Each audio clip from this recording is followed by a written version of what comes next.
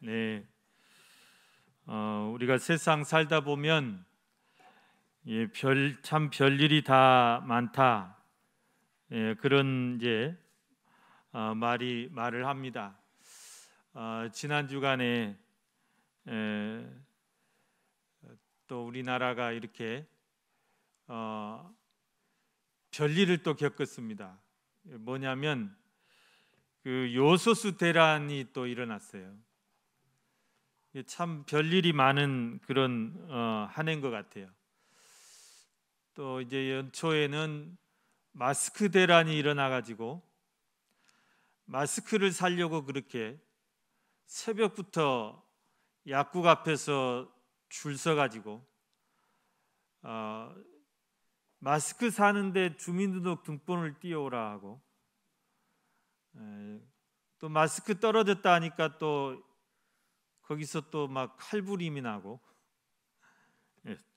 그런 일들을 우리가 겪었는데, 지난주에 보니까 또 뉴스에 요소수가 또 이제 품절이 됐다고 또 막 난리를 겪었습니다. 여러분, 이제 우리 그냥 일반적으로는 별 상관없는 일이겠지만 우리 화물 차량을 운행하시는 분들은 이게 상당히 지금 큰 문제거리로, 그래서 앞으로 이제 이게 해결이 되지 않으면 이제 마스크 대란을 넘어서 또 요소수 대란을 넘어서 이제 물류 대란까지 온다. 그렇게 또 이제 걱정을 하고 있습니다. 아무튼 오늘 우리 이영선 장로님 걱정돼서 여쭤봤더니 끄떡없다고 또 하시네요.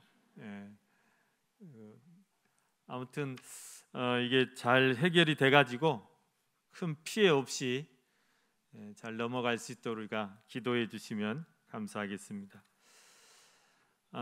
여러분, 오늘 저는 빈들의 기적이라는 제목으로 함께 말씀의 은혜를 나누고자 합니다. 오늘 본문 말씀은 우리가 너무나 잘 아는 그런 말씀입니다.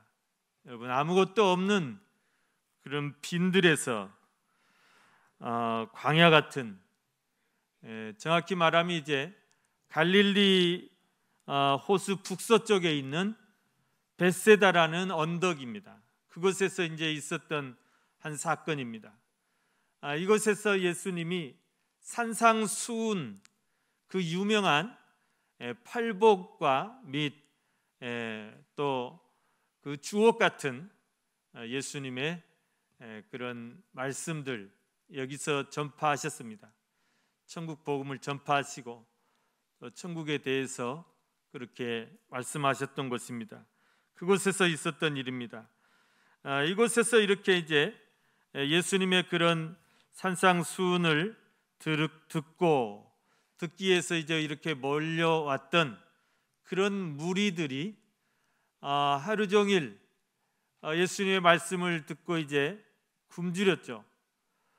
예수님이 얼마나 설교를 길게 하셨는지, 뭐 아침부터 저녁까지, 해질 무렵까지 뭐 점심시간도 없었나 봐요. 계속 그렇게 말씀에 빠져가지고,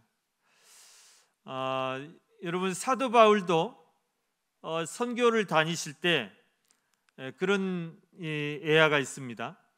어느 곳에 가서 복음을 전했는데 얼마나 저녁 늦게까지 말씀을 전했는지, 그 유두고라는 청년이 이제 그 2층에 걸터 앉아가지고 그 말씀을 듣다가 그만 졸다가 떨어져 버렸어요. 그 죽어버렸어요. 그런데 거기서 이제 또 사도 바울이 기도하셔가지고 다시 깨어나고 살아나서 위로를 받았다. 그러니까 이제 여러분, 우리가 옛날에 보면 부흥 집회를 할 때 보십시오. 옛날 부흥사님들은 얼마나 말씀을 오래 하셨는지 뭐 10시간 넘고 막 이랬죠. 그런데 지금은 뭐 다 시간 정확히 뭐 8시 반 되면 땡, 9시 되면 땡 이러는데, 아무튼 이 예수님은 굉장히 오래 설교를 하셨던 모양이에요. 그래서 이제 거기 오신 분들이 다 기진맥진해 있죠. 그것을 또 예수님이 측은히 여기셨어요. 긍휼히 여기셨어요. 그래서 그들을 위해서 먹을 것을 좀 이렇게 해결해 주고 싶으셨어요. 그래서 제자들에게 그것을 이제 오늘 말씀해 보면 제자들에게 이제 그것을 묻습니다. 어떤 질문을 하시냐면 5절 말씀에 한번 다시 보시면 예수께서 눈을 들어 큰 무리가 자기에게로 오는 것을 보시고 빌립에게 이르시되 우리가 어디서 떡을 사서 이 사람들을 먹이겠느냐 그렇게 물어보십니다. 물론 여러분 이 말씀은 예수님께서 제자들에게 어떤 방법을 찾는다든가 지혜를 구하기 위해서 묻는 질문이 아니라 예수님이 이미 어떻게 하실지 다 알고 계세요. 다 방법을 다 계획을 가지고 계세요.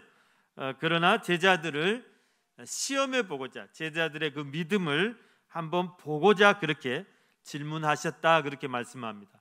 6절 말씀에 보면 그러죠. 이렇게 말씀하심은 친히 어떻게 하실지를 아시고 빌립을 시험하고자 하셨다 그랬습니다. 그래서 이제 이 질문을 듣고 제자들이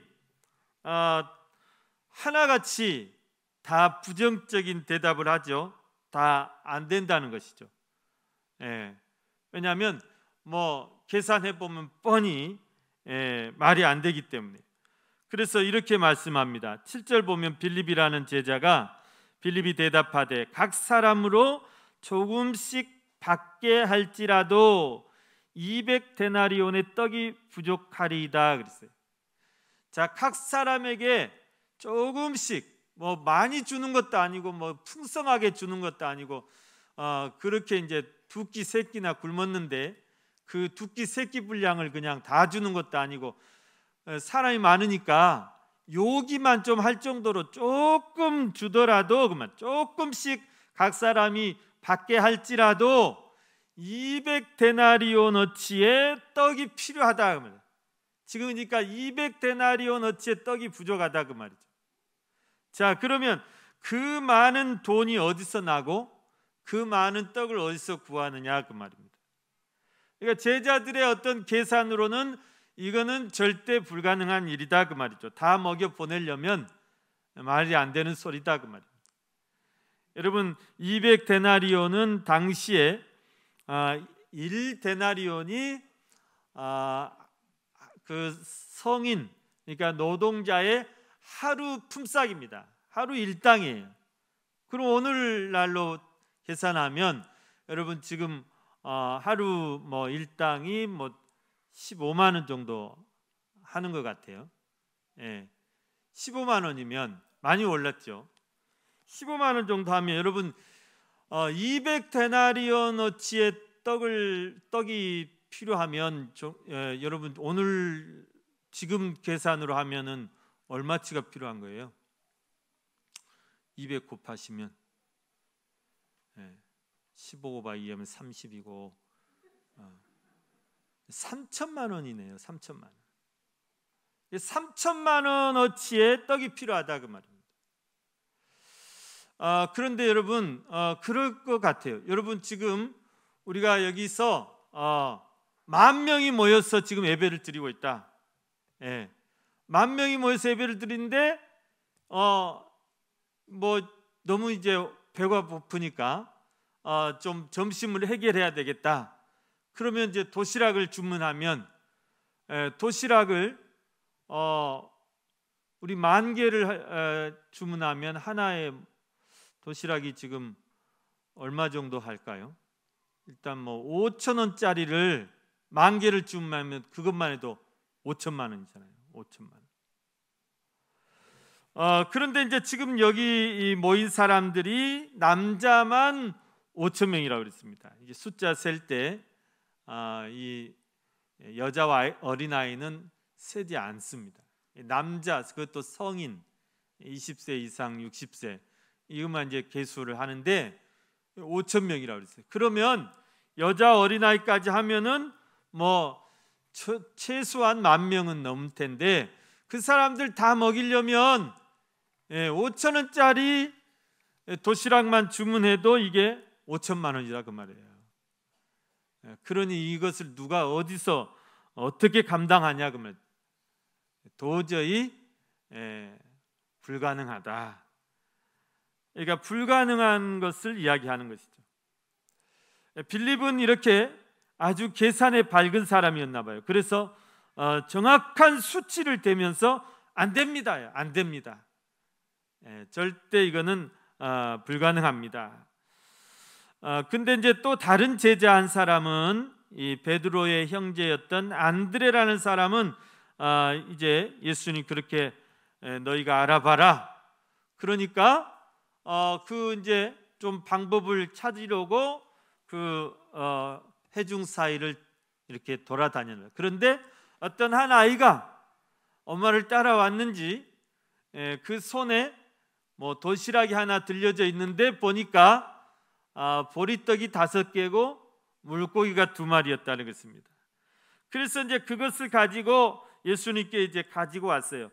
예수님, 이 아이가 지금 보리떡 5개하고 물고기 2마리를 이렇게 가지고 왔는데 이것 가지고 뭘 하겠습니까? 그런 말씀이죠. 9절 말씀에 보면 여기 한 아이가 있어 보리떡 5개와 물고기 2마리를 가지고 있나이다. 그러나 그것이 이 많은 사람에게 얼마나 되겠사옵나이까. 우리말로 택도 없다 그 말이죠. 택도 없다.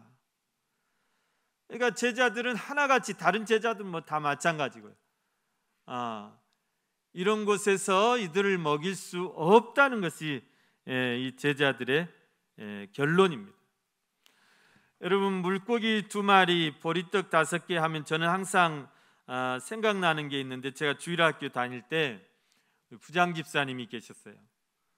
노총각이셨는데, 근데 시골교회 전도사님도 안 계시고, 그러다 목사님이 다 할 수도 없고, 그래서 이제 주일학교를 부장집사님이 다 맡아가지고 그냥 뭐 예배 인도며 설교며 막 다 하세요. 근데 이분이 얼마나 열정적이신가.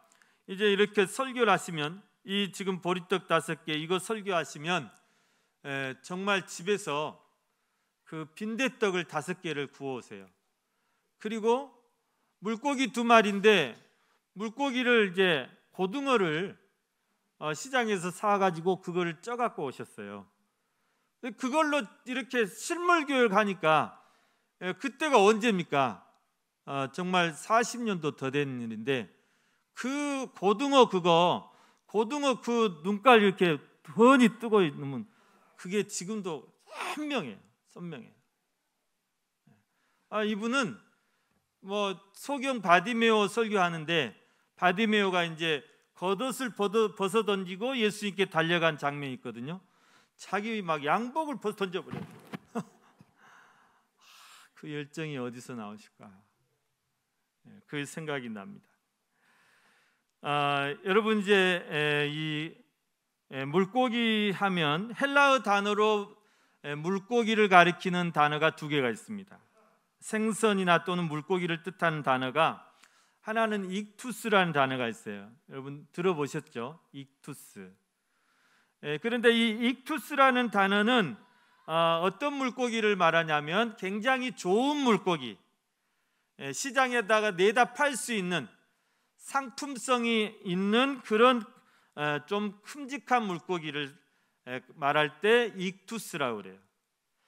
그래서 이제 여러분, 우리가 초대교회 그 역사를 보면 굉장히 그 기독교 박해가 심했어요.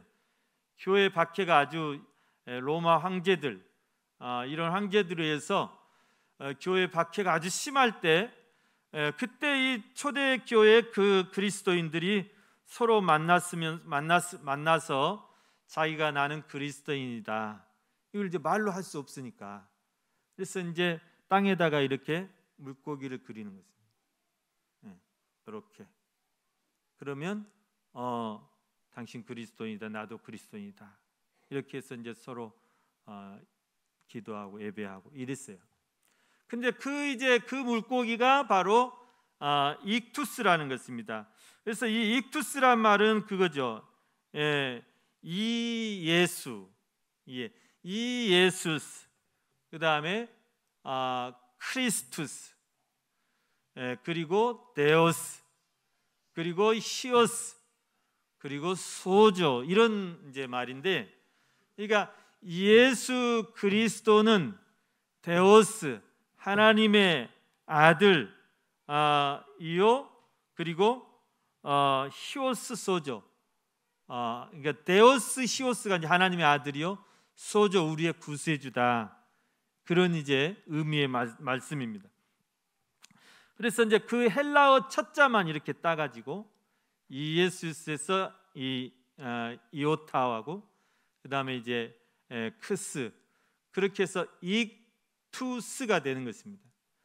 이것을 이제 우리가 우리 이제 지금은 이제 많이 없어졌지만 뒤에 이렇게 우리 자동차 뒤에 그것을 또 그런 스티커를 붙이고 다녔던 적이 또 있습니다.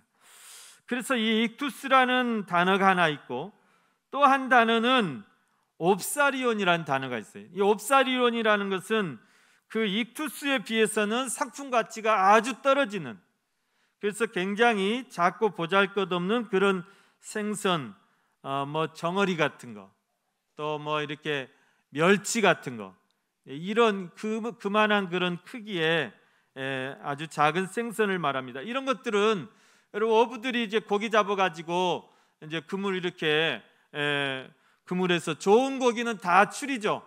시장에 내다 팔 건 다 추리고, 또 이제 나머지 잘 자란 것들, 이런 건 그냥 거기서 털어버려요.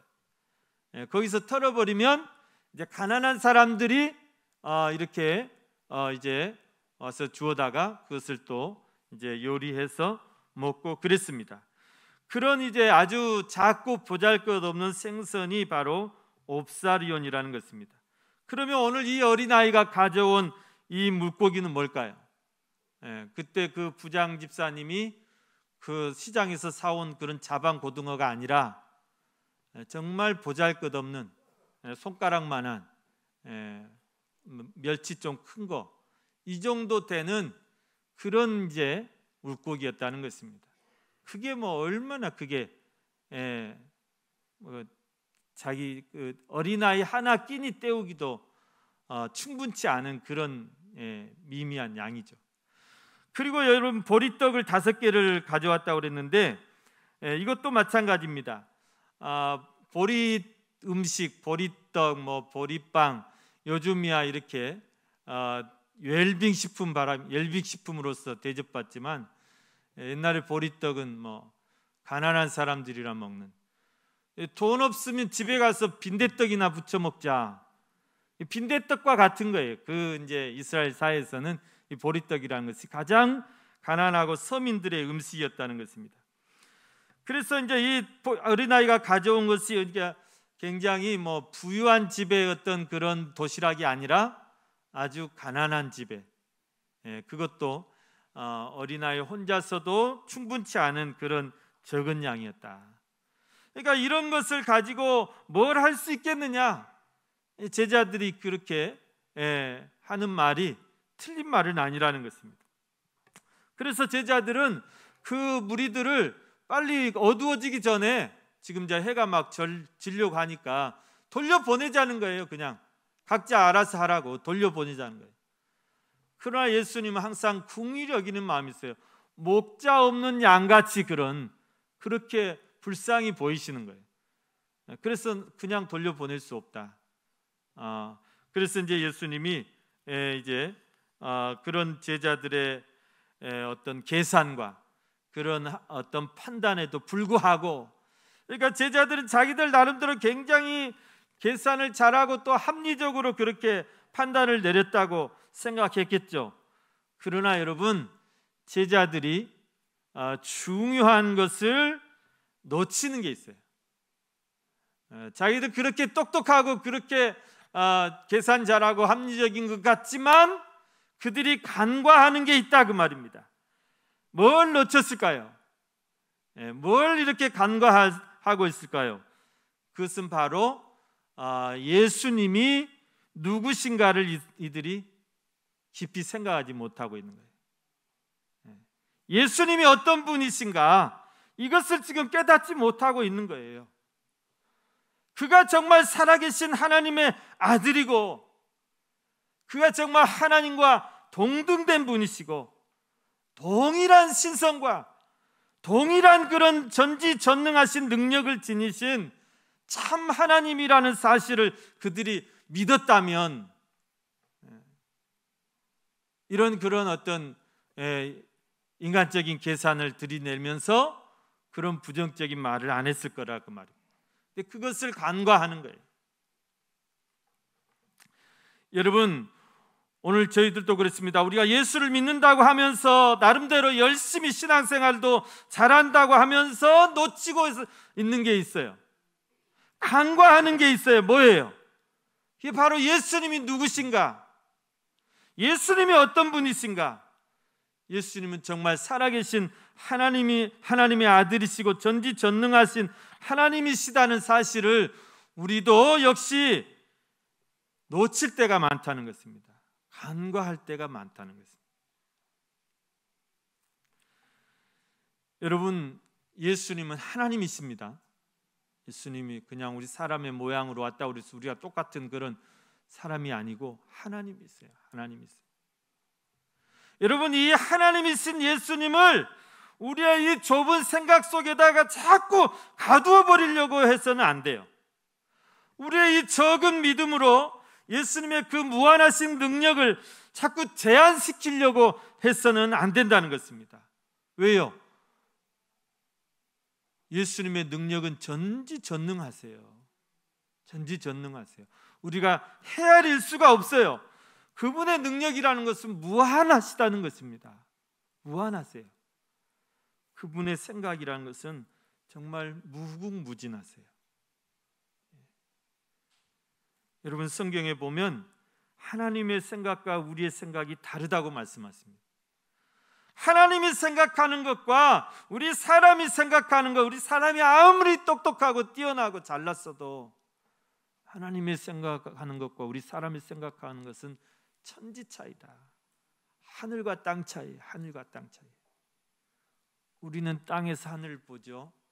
하늘이 얼마나 높습니까? 하늘이 얼마나 끝이 없습니까? 여러분, 하늘이 얼마나 높을까요? 하늘이 얼마나 높을까요? 우리가 선교사님들 기도할 때 이역만리 선교지 낯선 곳에서 고생하시고 수고하시는 선교사님 지켜달라고, 2억만리면 몇 킬로예요? 2억만리. 계산이 안 되죠. 제가 계산을 했는데 80만 킬로미터. 80만 킬로미터, 2억만리면 지구를 80만 킬로미터면 몇 바퀴를 돌아야 될까요? 그런데 여러분, 하늘이 얼마나 높을까? 여러분, 그 과학자들이 그렇게 이제 계산을 했어요. 하늘의 이제 하늘이 이제 끝이 우주인데 우리가 이제 하늘하면 이 보이는 대기권을 넘어서 이게 스카이인데, 그러면 그 대기권을 이제 우주 스페이스라는 곳이 나오죠. 이 말 그대로 무궁무진한 공간이에요. 공간. 끝이 없어요. 끝이 없어요. 그런데 유대인의 그 하늘에 대한 개념에 의하면 이 끝이 없는 스페이스를 넘어야, 우주를 넘어야 하늘이 나와, 헤븐이 나와요. 그때서 그 헤븐에 하나님이 계시는 거예요. 그런데 그 우주라는 공간이 여러분 빛의 속도로, 빛이 여러분 1초에 30만 킬로를 간대요. 1초에 30만 킬로. 그러니까 막 계산이 안 되죠. 30만 킬로는 얼마고, 쉽게 말하면 지구를 7바퀴 반을 돈대 1초에. 그렇게 빛의 속도가 빠른데, 그 빛의 속도로 200억 년을 가야 우주가 끝이 나올똥말똥. 그것도 확신 못해. 그것도 끝이 없다고 그래요. 자, 아무튼 1절하고 하나님과 우리 사이의 차이가 얼마나 돼요? 비교할 수 있어요?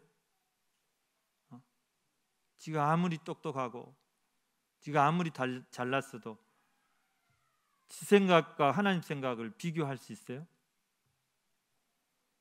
얼마나 우습겠냐 그 말이에요. 여러분, 우리는 하나님과 비교할 수 없어요. 여러분, 하나님을 내 생각 안에 막 가두려고 해서는 안 된다 그 말이에요. 여러분, 이사야 55장 8절 말씀을 한번 다 같이, 중요한 말씀을 한번 읽어보겠습니다. 이사야 55장 8절, 자, 다 같이 시작. 이는 내 생각이 너희의 생각과 다르며 내 길은 너희의 길과 다름이니라. 여호와의 말씀이니라. 네, 하나님의 생각은 분명히 우리 생각과 달라요. 하나님의 방법, 이거는 우리 세상 방법과 완전히 달라요. 하나님의 계산법, 이것은 우리 인간의 계산법하고 완전히 달라서 그 길이 달라요. 길이. 하나님의 계산법이라는 것이 우리가 그냥 우리 이 세상의 방식대로 그렇게 더하기 빼기 곱하기 나누기 그렇게 해갖고 계산해서 될 것이 아니라는 것입니다. 전혀 다릅니다. 전혀 달라요. 그렇기 때문에 여러분, 절대 내 생각에다 하나님 막 갖다 맞추려고 해서는 안 돼요. 내 계산법대로 막 해가지고 왜 이렇게 계산이 틀려요? 하나님, 너 어떻게 계산했는데?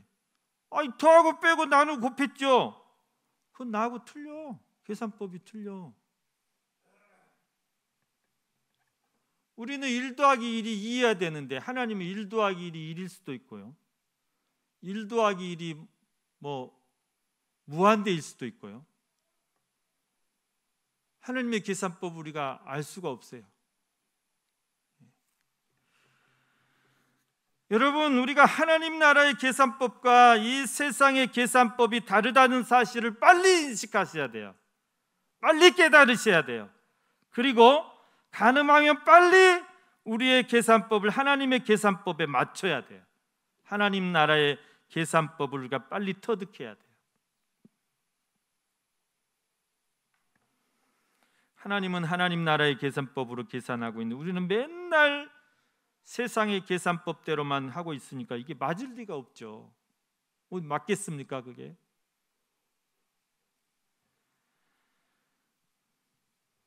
여러분, 하나님의 계산법대로 하면 이 빈들에서 아무것도 없는 이런 광야에서 5천 명을 어떻게 먹을 수 있느냐?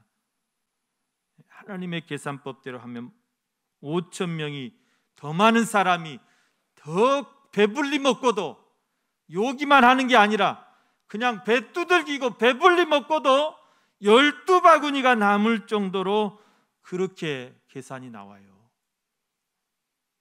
그렇게 계산이 나와요.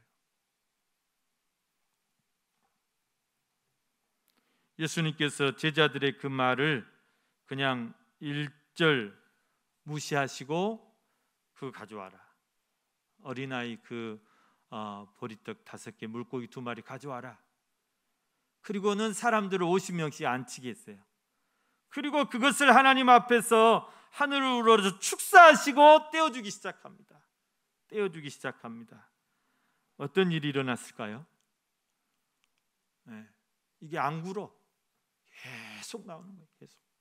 계속 나오는 거예요.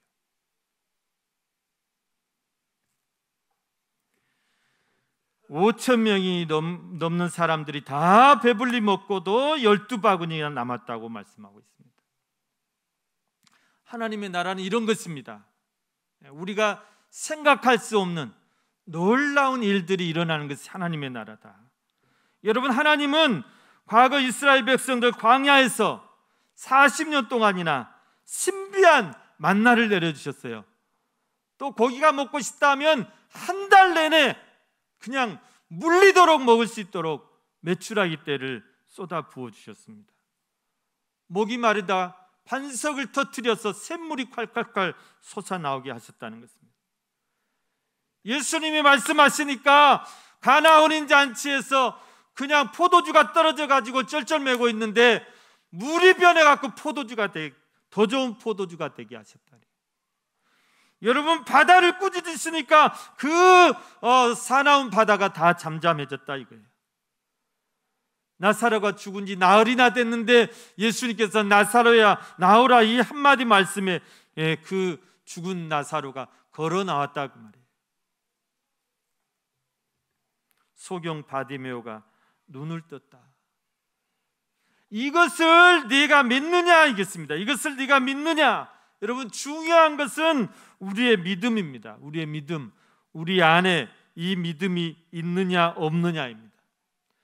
주는 그리스도시요 살아계신 하나님의 아들이심을 네가 믿느냐, 그 믿음이 없느냐 이것입니다.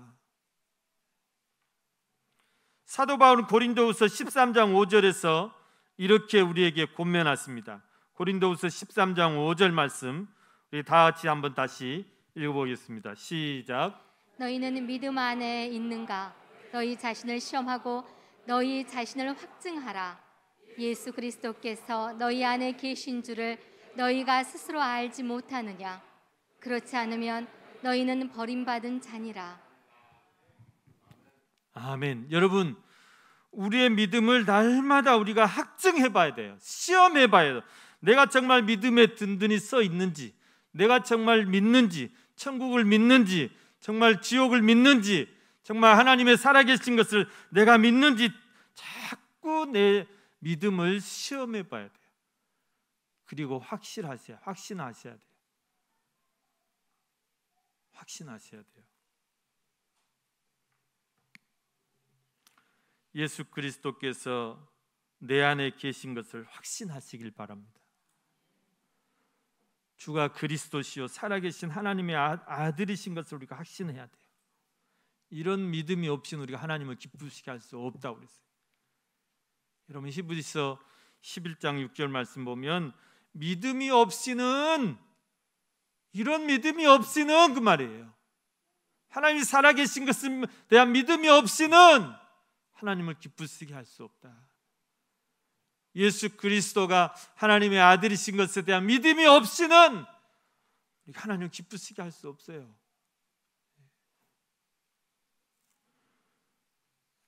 오직 하나님께 나아가는 자는 반드시 그가 계신 것과 그가 자기를 찾는 자들에게 상 주시는 이심을 믿어야 할지니라. 여러분, 이 말씀은 다 외우십시오. 다 외우셔야 돼요. 항상 내 안에, 내 입에서 튀어나와야 돼요. 믿음이 없이는 하나님을 기쁘시게 하지 못하나니. 그 다음 무슨 말씀입니까? 하나님께 나아가는 자는 반드시 그가 계신 것과, 하나님께 나아가는 자는 반드시 그가 계신 것과, 또한 그가 자기를 찾는 자들에게, 간구하는 자에게, 구하는 자에게 상 주시고 응답하시고 역사하시는 것을 믿어야 할지니라. 믿어야 할지니라. 이런 것을 믿을 때 하나님 오병이어의 역사가 나타납니다. 오늘 여러분, 이 오병이어의 이 빈들에서 이 기적이 오늘을 살아간 우리에게 무엇을 말씀하십니까?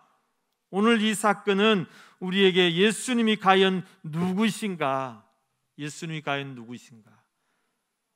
또 그를 통해서 하나님께서 베푸고자 하시는 그 구원의 진리가 무엇인가? 그것을 우리에게 지금 말씀해 주는 거예요. 우리의 믿음의 자세가 무엇이어야 되는 것을 근본적으로 제시하는 그런 사건인 것입니다.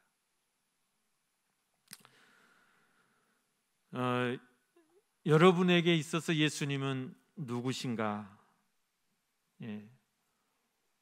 다시 한번 이것을 물어보시고, 예수님이 정말 내 안에서 나를 구원하신 나의 구주가 되시고 나의 하나님이 되신 것을 확신하실 수 있길 바랍니다.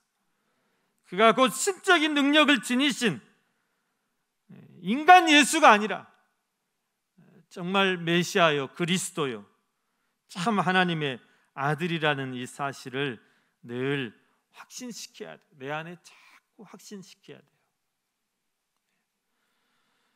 그래서 그 예수의 권세로 우리는 살아야 되고, 예수 이름의 권세로 우리는 살아야 되는 것입니다. 오늘 이 벳세다 빈들에 모인 이 사람들이 예수님의 그 오병이의 기적을 통해서 자신들이 고대했던 그 메시아를 만나고 하나님의 나라를 맛보았던 것처럼 여러분, 우리의 삶 가운데 그때 그 예수님이 우리 가운데 똑같이 그렇게 살아계시고 역사하고 계시는 줄로 믿습니다.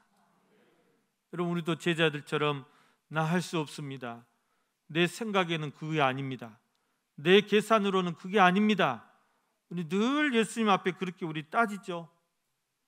늘 할 수 없다고 그러죠. 그러나 예수님 그게 아니에요. 가져오라 그 말이에요. 가져오라. 네가 나를 정말 하나님으로 믿으면, 네가 나를 정말 살아계신 그런 능력의 하나님으로 나를 믿으면 가져오라 그 말이에요. 가져오라. 못한다, 안 된다면 하지 말고 가져오라 그 말이에요. 가져오면 어떻게 하시겠다는 것입니까? 주님이 하시겠다 그 말이에요. 주님이 하시겠다. 예수님은 자꾸 할 수 있다고 하는데 왜 우리는 자꾸 못한다, 안 된다 합니까? 왜 그렇습니까? 여러분, 우리 안에 부정적인 그런 생각, 부정적인 말, 부정적인 믿음, 이거를 다 버리셔야 돼요. 버리시고 여러분의 문제를 정말 여러분이 예수님을 나의 구주로, 예수님을 정말 나의 하나님으로, 전능하신 하나님으로 정말 믿는다면 예수님 앞에 우리가 나아가야 돼요. 우리의 모든 문제를 가지고 예수님 앞에 다 나아가면 그러할 때 예수님이 우리를 긍휼히 여기시고 또 오늘 이 오병이의 놀라운 역사, 이런 기적을 우리 삶에 베풀어 주실 줄로 믿습니다. 여러분, 할 수 있거든이 무슨 말이냐? 할 수 있거든이 무슨 말이냐?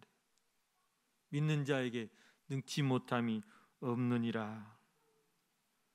네가 그것을 믿느냐 그 말이야. 너에게 믿음이 있느냐? 너에게 믿음이 있으면 아버지의 영광을 보게 될 것이다. 할렐루야. 사랑하는 우리 성도 여러분, 우리 안에 지금도 살아계시고 역사하시는 그 주님을 바라보시면서 그 주님을 의지하심으로 이번 한 주간에도 여러분이 정말 빈들에서도 그런 기적의 역사를 다시 써가는 저와 여러분이 다 되시기를 주님의 이름으로 축원합니다. 여러분, 오늘 11월 달 우리가 감사의 달인데요, 11월 추천도서를 평생 감사, 정광 목사님 지으신 책인데 굉장히 은혜롭습니다. 여러분, 이 책 꼭 읽어보시고 11월 한 달에 정말 우리가 빈들에서도 그리 아니하실지라도, 우리가 나약할지라도 하나님 앞에 더 감사로 채우시는 그런 복된 한 달이 되시기를 간절히 축원합니다.